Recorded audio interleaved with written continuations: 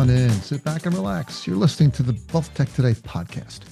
I'm your host, Craig Iskowitz, founder of Ezra Group Consulting. This podcast features interviews, news, and analysis on the trends and best practices all around wealth management technology. My guest today was Andree Mohr, president of Integrated Partners. We spoke about Integrated Partners' business model and tech philosophy. We talked about their new partnership with Finny AI and their marketing strategy. And finally, we talked about tech vetting, security, and methods for increasing tech adoption. And speaking of increasing tech adoption, how well are your advisors and staff taking advantage of your tech stack? You're spending a lot of money on software, but are you getting what you're paying for? If you're like most wealth management firms, your tech stack is grossly underutilized. You need a strategy for managing it, integrating it, and delivering a world-class experience for your advisors, staff, and clients. Ezra Group can help turn your tech stack chaos into a competitive advantage. Our 60-day tech stack reboot is designed specifically for RIAs looking to take the first step in gaining control over your tech infrastructure without breaking the bank to do it. If you want to free your firm for exponential growth, you need to run, not walk to our website, ezragroup.com, and click the golden Contact Us button on the homepage. Whether you're struggling to scale your business or wondering why your advisor adoption of your core applications is so low, the experienced team at Ezra Group will help you design, optimize, and future-proof your infrastructure. We know what works and what doesn't. All right. Standard housekeeping chores. Please subscribe, yada, yada, yada. Check out our sponsor, the Invest in Others Charitable Foundation at investinothers.org. And if you are a software vendor in the space, please go to ezragroup.com/register and register your product with our WealthTech integration score so your score will always be up to date. Now, let's kick this thing off.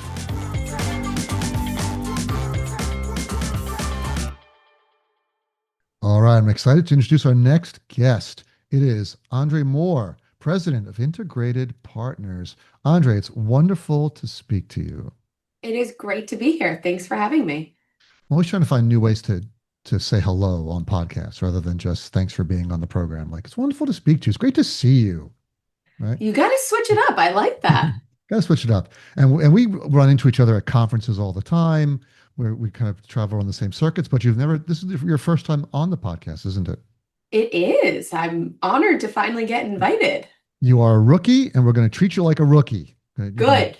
Just throw you right to the wolves here, as we should. All right. So before we begin, can you please give us a 30-second elevator pitch for Integrated Partners? Yes. Integrated Partners is the destination where entrepreneurial-minded advisors thrive. We focus on supporting our advisors building the businesses of their dreams, mainly through organic growth initiatives. We have a CPA program where we help CPAs monetize their most trusted advisor status and help bring referrals to our advisors that are both personally complex and financially complex, helping our advisors work with more exciting and complex clients so that they can grow their practices by being very intentional about the clients that they bring into their business.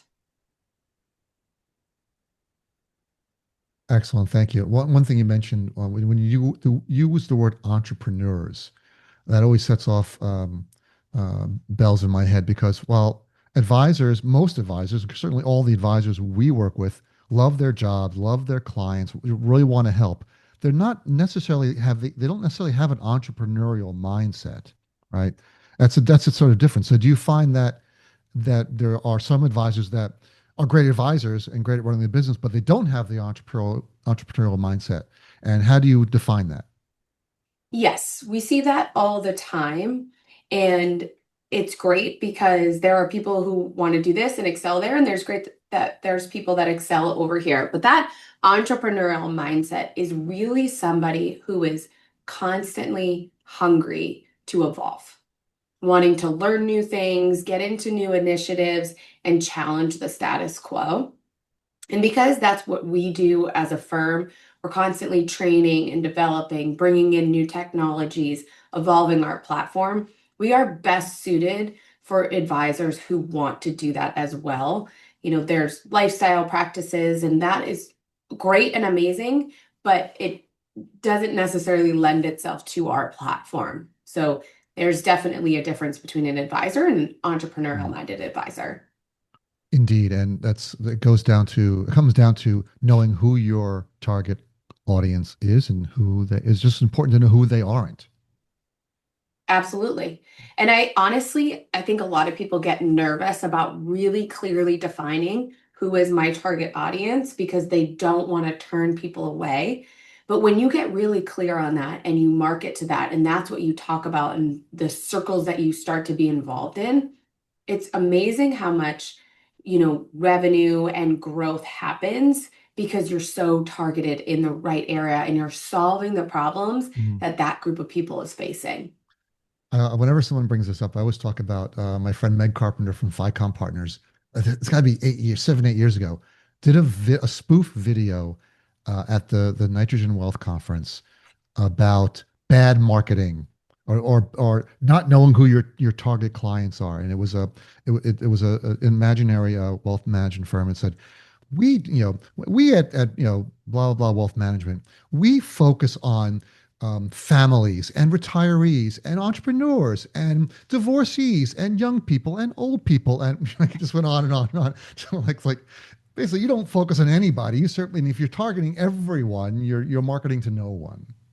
Correct. Yeah. See, she's ahead of her time. Yeah, she's way ahead of her time. Uh, but she's not on this podcast. You are. But and one of the reasons why we wanted to do this was you had some news, and it's always good to talk about news.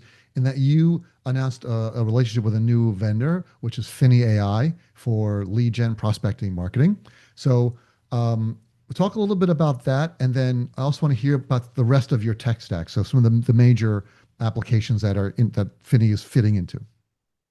Yes. So, as I mentioned about that entrepreneurial mindset, it's really focusing on understanding what's going on in the industry, understanding how your clients are shifting, and then implementing things within your business that allow you to stay ahead of the shifting landscape. Mm.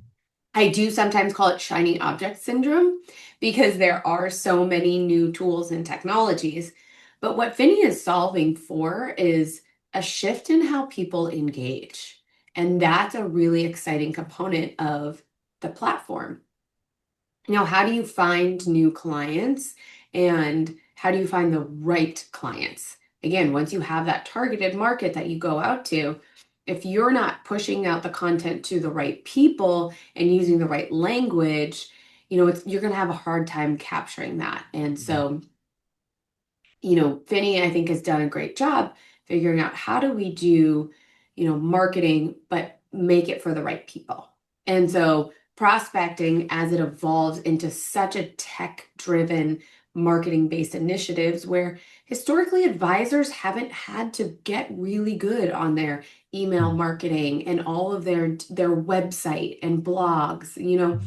They've been able to word of mouth market their Mm. practices and their businesses. And so as that's starting to shift, Finny is a great way to easily get into that. And so that's why we were excited about the platform and we were, excited to get started with them.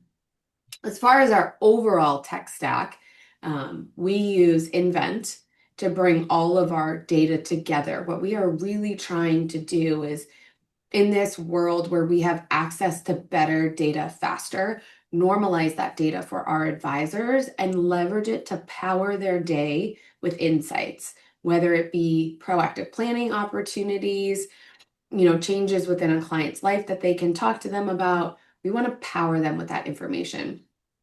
And then we've overlaid that with an AI financial assistant that is powered by Arca.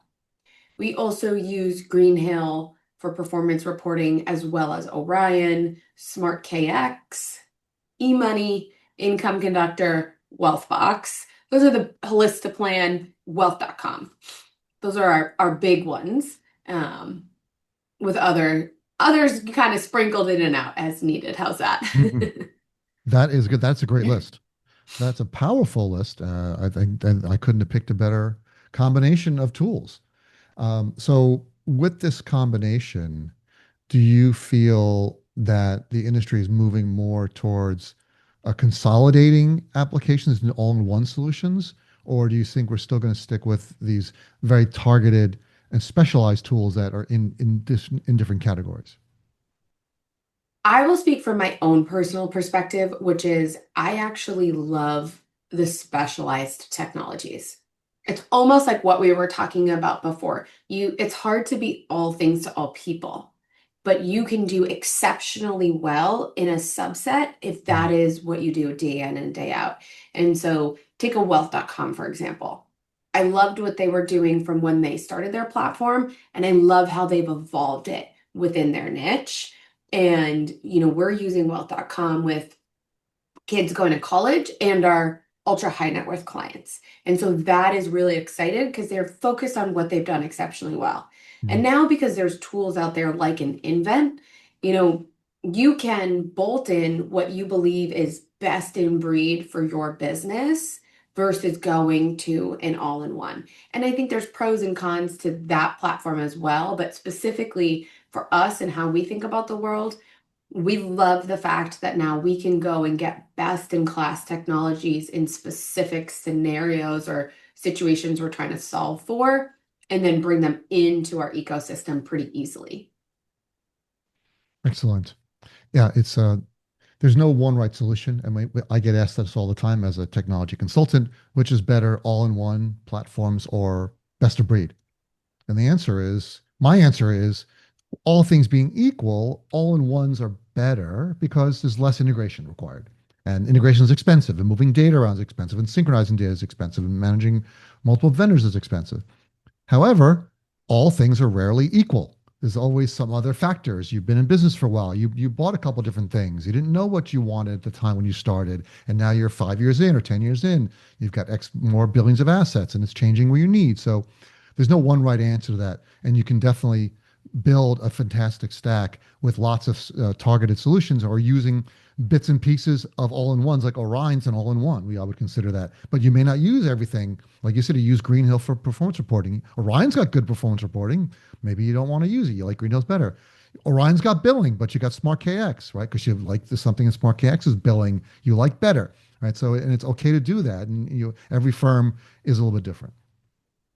Exactly. My favorite line is, it depends. Mm-hmm. It depends what you want for yourself as a business owner. It depends where you want your team to focus their time. We're lucky because we have members of our team that love technology and love staying on top of it. But to your point, an all-in-one can sometimes be easier because it's only one technology to keep up with. We're looking at 8 to 10 different tech vendors that we're saying, hey, what are you evolving? How do we make sure people know about it and are accessing those resources? So it's a big, training component to it that I don't think people always think about. But if it's the right thing for your business, especially based on who your clients are and how you're trying to serve them, I believe it's worth the time, energy, and effort to make it happen. I agree 150%. Let's talk about picking software and evaluating technology partners. So you chose Finny AI for marketing. So how do you manage the criteria and getting the team aligned, the stakeholders aligned, and which criteria matters the most to you? Capability, culture, scalability, usability, things like that, price. How do you balance those dimensions? Yes, it's a great question. I'll say that initially the thing that matters to us the most is capability and ease of use. Hmm. So what does the user interface of the technology tool look like? Is it easy to use? Does it make sense? And is it how I would use it in a client meeting? I think a lot of technology that's created for our space is good technology, but hasn't been created by people that understand financial advisors. Hmm. So the practical implementation of that technology, is that going to be easy and smooth and work how we would want it to work with a client meeting? Because if I have to rig up a technology to work the way that I need it to work for a client meeting, that's just not a good long-term solution. So really our first is that usability and look and feel of the system. If that's a good match for us, the next step is really compliance and security, from the perspective of figuring out. And so for us at Integrated, we use a company called Buckler that helps us analyze our third-party technologies. And then we have a review board that looks at different components of the technology provider. What information are they getting, Is it PII or is it not PII? Because we can look at those things differently. Do they have SOC reporting? How are they protecting our clients' data? How are they protecting us? And what does that look like? So that's really our second level of review, because it doesn't meet our requirements from a legal and compliance perspective, we can't keep moving forward.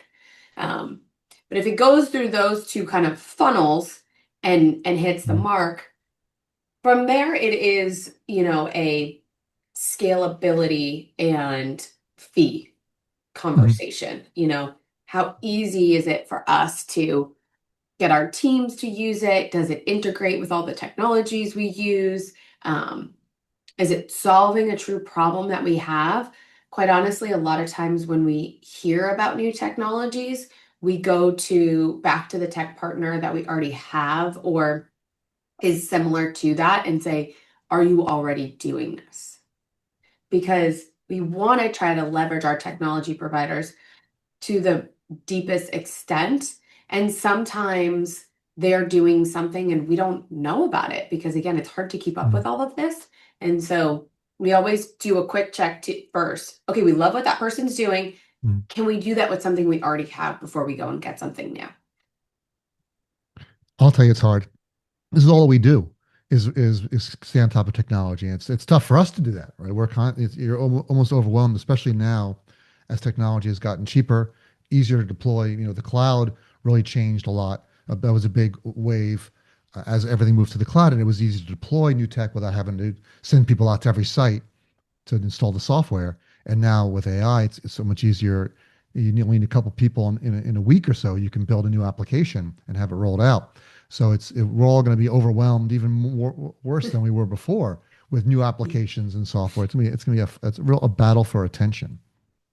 It absolutely is. And so what we've done internally is we've started to say, assign people technologies. We have members of our planning team. Okay, wealth.com is your technology. So you're in charge of knowing what's going on, communicating with them, and then disseminating that out across the team. So we've created these internal tech subject matter experts, not always within our tech team, because they can't always fully understand the evolving platform and how that would have an impact within the planning department or the client relationship. So once we've assessed the technology and said, yes, it's great and we should use it, we put in charge the person that it impacts the most so that they can leverage and understand those new enhancements most effectively without having a middle person involved, for lack of a better way to describe that. And that's been really good for us because we did have one person who did all of that before, and it was just overwhelming to kind of keep up with. Oh, I'm sure. I want to talk more about technology integration, and your business model is a little bit different than other firms in that you really focus on CPA alliances and professional centers of influence as your growth engine. So, with that differentiator, how do you see this tech stack that you've built and adding Finney into that? How does it support or complement this model? Yes. So from the perspective of the just tech stack in general, bringing everything together has been amazing. And normalizing the data has been able to uncover a lot of opportunities that we didn't have insight into before because you were logging into multiple systems.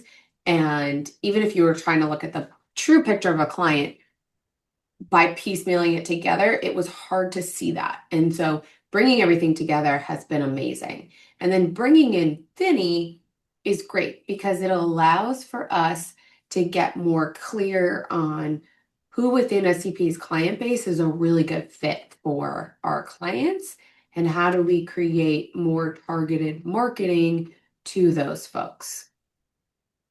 But Yeah. oh, sorry, go ahead. No, well, you keep going. Well, this is about you. What were you going to say?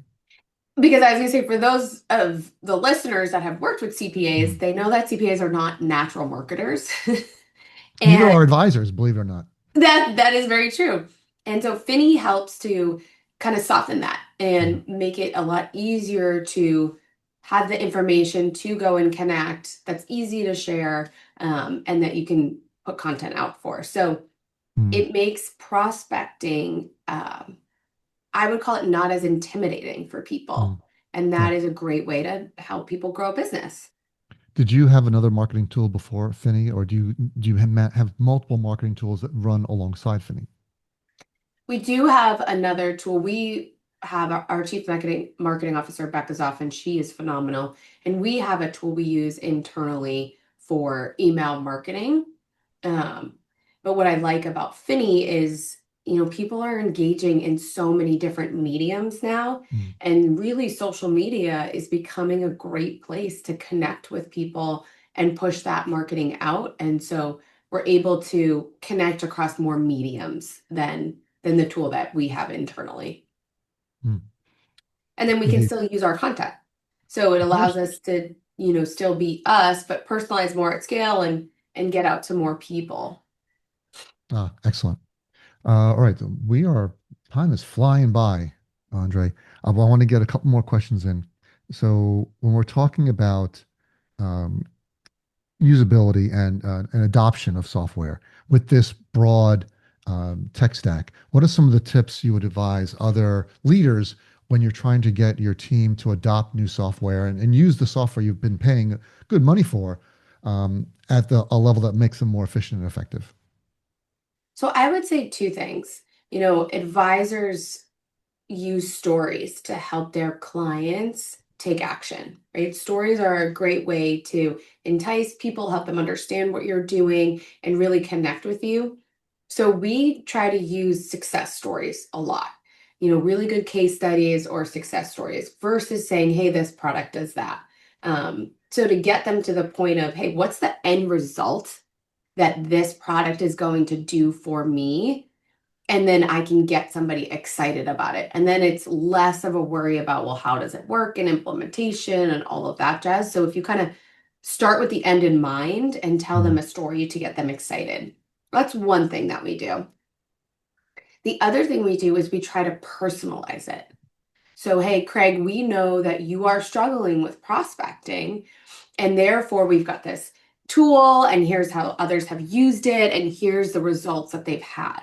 And so we do try to do a lot of one-on-ones as well, because it's always good to personalize your engagement with your advisors, clients, whoever you are listening. But it's also, and that ties them to want to do it. Hey, you hear me, you understand me. It builds more credibility around, yes, I should use this technology. And so when we personalize things, while it definitely takes more time up front, we get significantly more adoption on the back end. So to you, it's so one of the tips you're saying is personalizing your engagement with Yes, advisors. exactly right. So when we're talking about AI, this Infinity is a tool that's AI powered. Everyone's telling me that there's tools that are now AI powered. Everyone's rebranding their marketing to be we're the AI powered X, whatever it is, right? So clearly a lot of that's fluff. But I was on a panel the other day about how to safely bring AI into your company, and I start off by saying every one of you has AI in your company, whether you know it or not, because every vendor you're working with is pushing AI features and functionality out.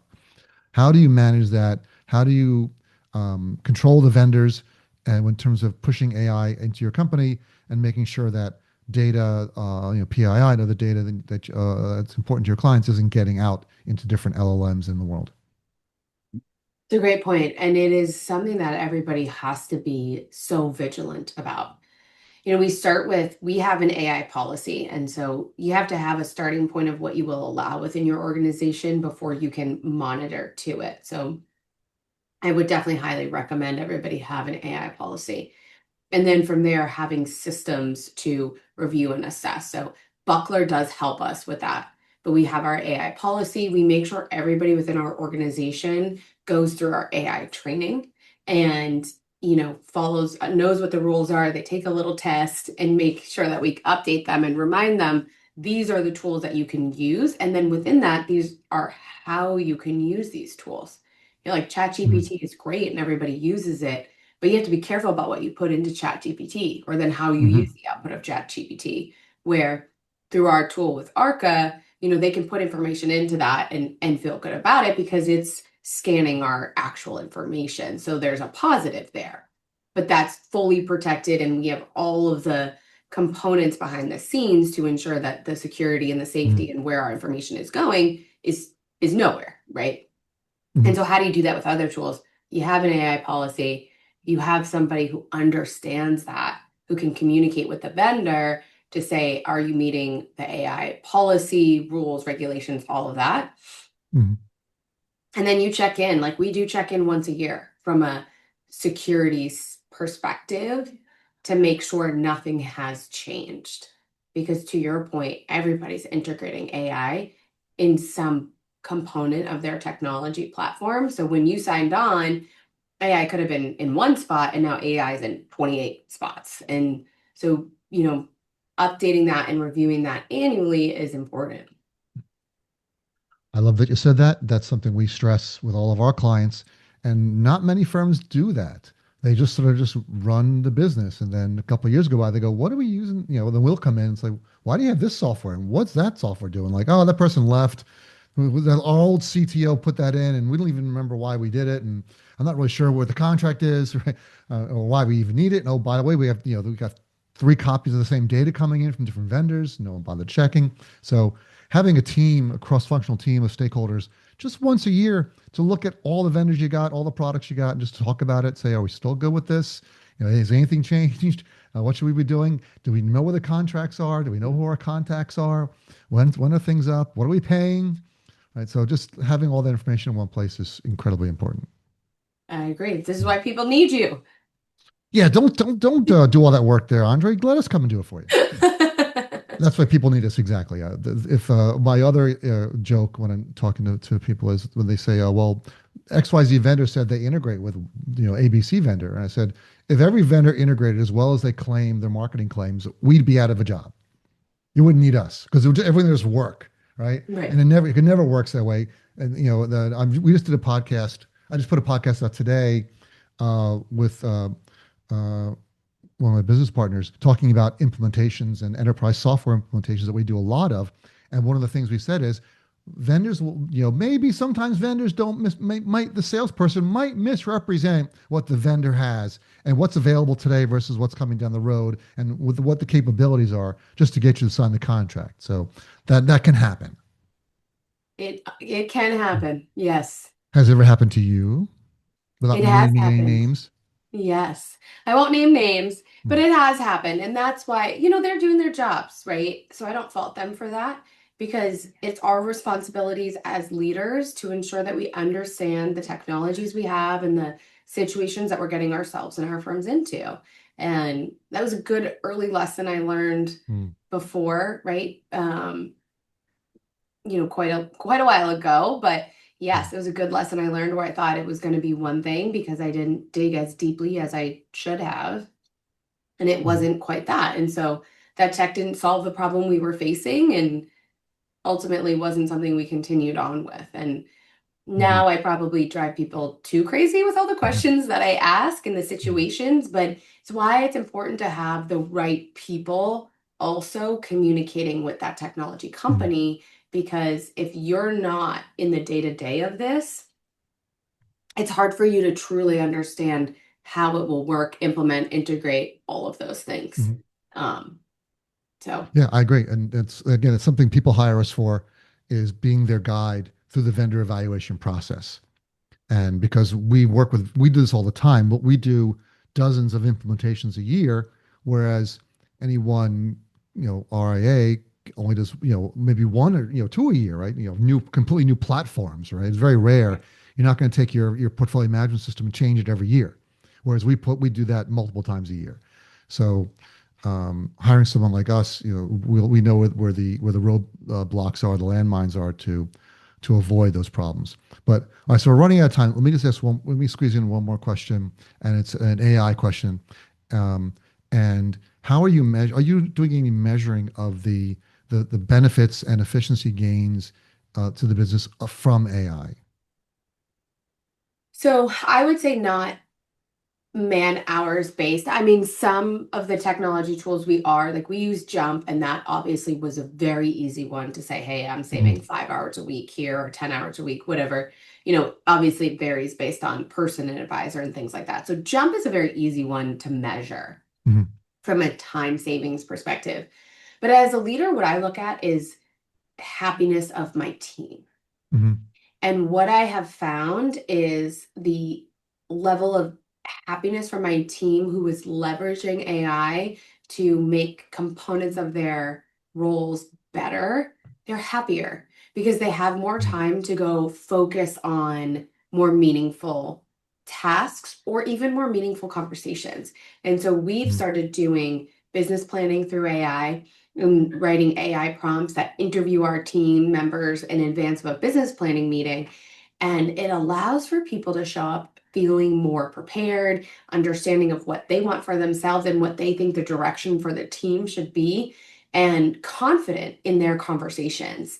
So that's been a really exciting thing for us. So as we move into next year, it'll be kind of our first full year with a lot of these technologies launched. We're going to do a better job assessing time. But initially for us, it was really around happiness, enjoyment, connectivity, and we've seen a lot of improvement and positivity there. Love it. I've never heard anyone say that we measure a success of our software by how happy our team is. That's nice. Nice to hear. Oh, But thanks. we could go on another hour or so, but we got to cut it short because we're out of time. Andree, where can people find more information about integrated partners? You can go to integrated-partners.com. Don't forget the dash. That's important. Correct. Very important. The dash has got to be there. Andree, thank you so much. It was lovely to chat with you, and hopefully I'll catch you again on the conference circuit next year. Or on the slopes. Yeah, or on the slopes, right? We're going to do some ski snowboarding next year. We'll figure that out. All right. Take Awesome. care. Well, thank you so much. Hey, it's Craig again. Here are my top 3 takeaways from this episode. Number 1, integrated partners focuses on supporting entrepreneurial minded advisors who want to constantly evolve and challenge the status quo rather than just lifestyle practices. 2, integrated partners has built a robust tech stack, including tools like Invent, Arca, Greenhill, Orion, and Finney AI to power data-driven insights and marketing for their advisors. 3, when evaluating implementing new technology, integrated partners prioritizes usability, compliance, security, and scalability. And what I like about them, they assign an internal tech champion to drive adoption and get the most out of each piece of software. All right. You've reached the end of another episode of WealthTech Today podcast. Thanks for listening. But before you go, head to our website, ezragroup.com, and scroll to the bottom of the homepage and sign up for our newsletter. Once a month, you receive an email chock full of wealth management goodness, news, information, and updates. You will not be disappointed. Thanks again for listening, and talk to you all again next time.